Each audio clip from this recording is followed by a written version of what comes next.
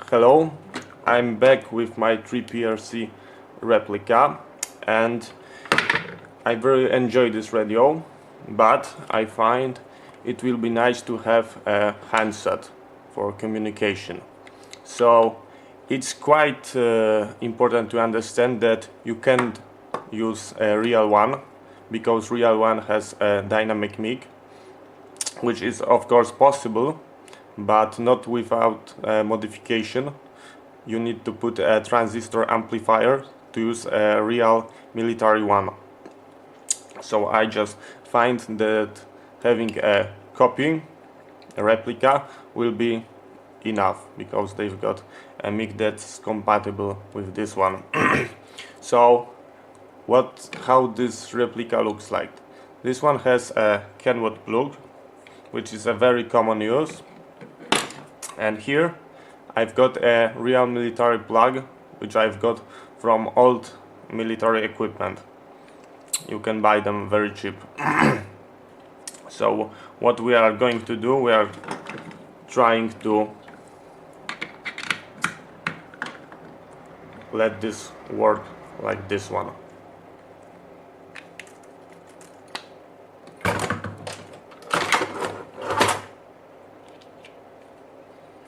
So here I've got a pin out for this plug. As you can see, here is a PTT switch, which will be this one. You've got your mic and your speaker. Here I've got a pin out for a military plug, for this one. To use this replica, first of all, you need to connect these two pins together. These two pins should be connected together inside the plug. If you don't do this, the internal speaker won't be disabled. You can plug your device and the speaker will be open, will be working. So you have to connect these two pins together inside the plug to disable the internal speaker. And the next thing, you can connect the speaker to the speaker, microphone to the microphone. We're using the replica, so there is no need to any amplification. Just straight rewire this plug. So let's do this.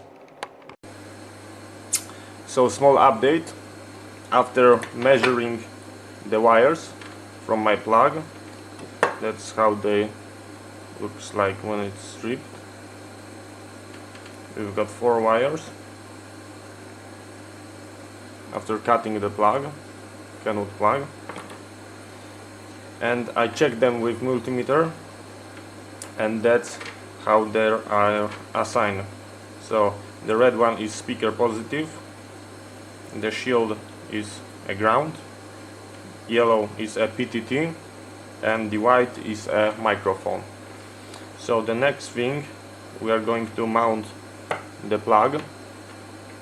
So I put our ending here, and I find out that this part is too loose.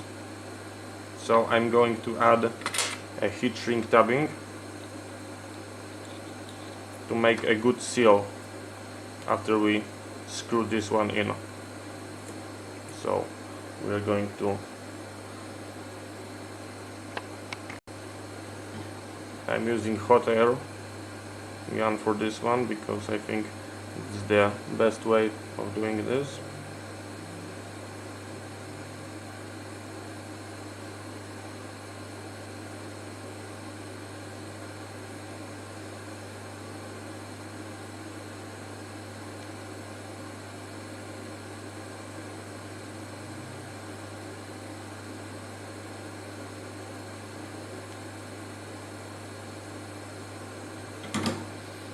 And we are going to add another one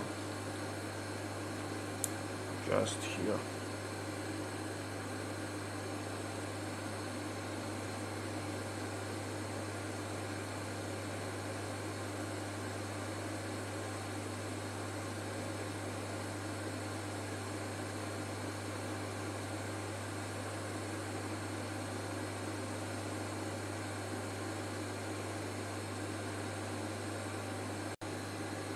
So right now I'm going to do a bridge between those 2 points, and as you can see, all pins are labeled, so it's very easy to find on both sides.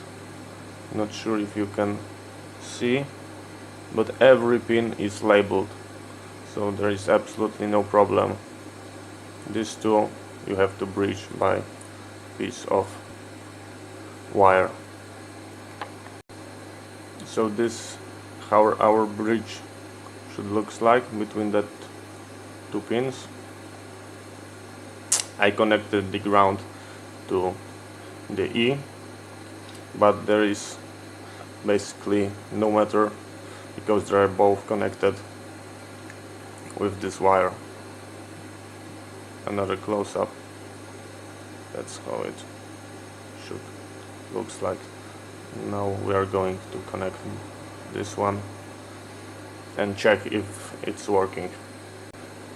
So once again, there is important to remove all the flux, and I'm using my desoldering gun for this job. It's worked perfect.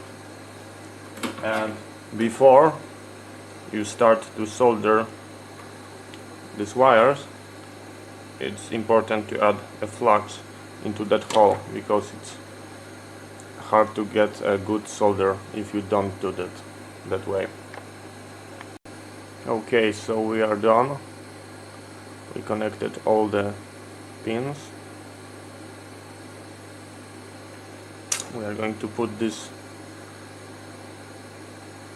device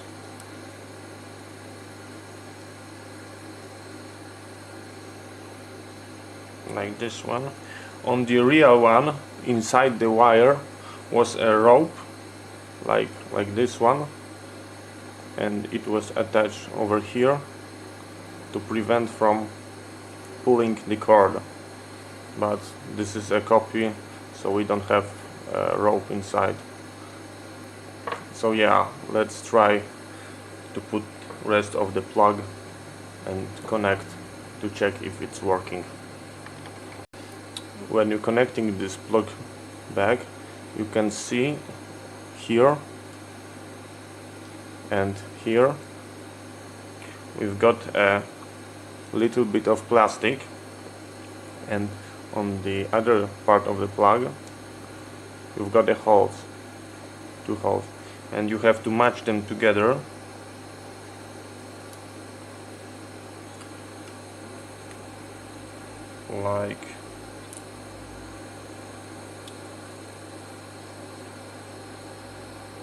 like this one.